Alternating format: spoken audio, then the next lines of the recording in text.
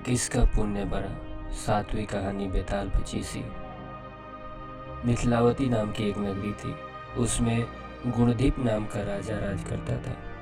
उसकी सेवा करने के लिए दूर देश से एक राजकुमार आया। वो बराबर कोशिश करता रहा, लेकिन राजा से उसकी भेंट न हुई। जो कुछ वो अपने साथ लाया था वह सब बराबर हो गया। एक दिन राजा शिकार खेलने चला। राजकुमार भी साथ हो लिए। चलते चलते राजा एक वन में पहुंचा। वहाँ उसके नौकर चाकर बिछड़ गए। राजा के साथ अकेला वह राजकुमार आ गया। उसने राजा को रोका। राजा ने उसकी ओर देखा तो पूछा, तू इतना कमजोर क्यों हो रहा है? उसने कहा, इसमें मेरे कर्म का दोष है। मैं जिस राजा के पास रहता हूँ वह हजारों को पालता है, पर उसकी निगाह मेरी ओर नहीं जाती। राजन, 6 बातें आदमी को हल्का करती है। खोटे नर की प्रीति, बिना कारण हंसी, स्त्री से विवाद, असज्जन स्वामी की सेवा, गधे की सवारी और बिना संस्कृत की भाषा।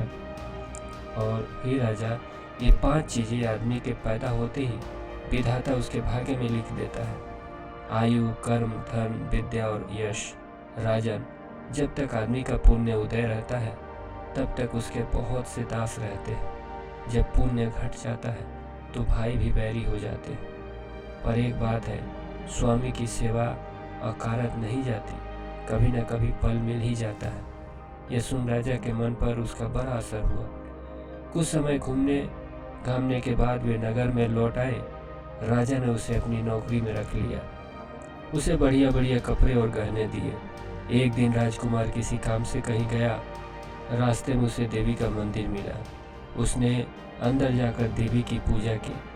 जब वो बाहर निकला तो देखता क्या है, उसके पीछे एक सुंदर स्त्री चली आ रही है। राजकुमार उसे देखते ही उसकी ओर आकर्षित हो गया। स्त्री ने कहा, पहले तुम कुंड में स्नान कराओ, फिर जो कहोगे सो करूँगी। इतना सुनकर राजकुमार कपड़े उतारकर जैसे ही कुंड में घुसा और गोता लगाया कि अपने नगर में पहुंच गया। उसने जाकर राजा को सारा हाल कह सुनाया। राजा ने कहा, ये अचरज मुझे भी दिखाओ। दोनों घोड़ों पर सवार होकर देवी के मंदिर पर आए। अंदर जाकर दर्शन किए और जैसे ही बाहर निकले कि वह स्त्री प्रकट हो गई। राजा को देखते ही बोली, महाराज, मैं आपके रूप पर मुग्ध हूँ। आप जो कहेंगे वही करूँगी।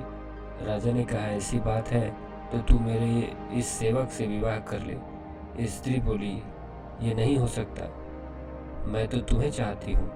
राजा ने कहा, सज्जन लोग जो कहते हैं उसे निभाते हैं, तुम अपने वचन का पालन करो। इसके बाद राजा ने उसका विवाह अपने सेवक से करा दिया। इतना कहकर बेताल बोला, हे राजन, ये बताओ कि राजा और सेवक दोनों में से किसका काम बड़ा हुआ? राजा ने कहा, नौकर का। बेताल ने पूछा, सो कैसे? राजा बोला, उपकार करना राजा का तो धर्म ही है, इसलिए उसके उपकार करने में कोई खास बात नहीं हुई। लेकिन जिसका धर्म नहीं था उसने उपकार किया तो उसका काम बढ़कर हुआ। इतना सुनकर बेताल फिर पेड़ पर जा लटका और राजा जब उसे पुनः लेकर चला तो उसने 8वीं कहानी सुनाई। अब आगे।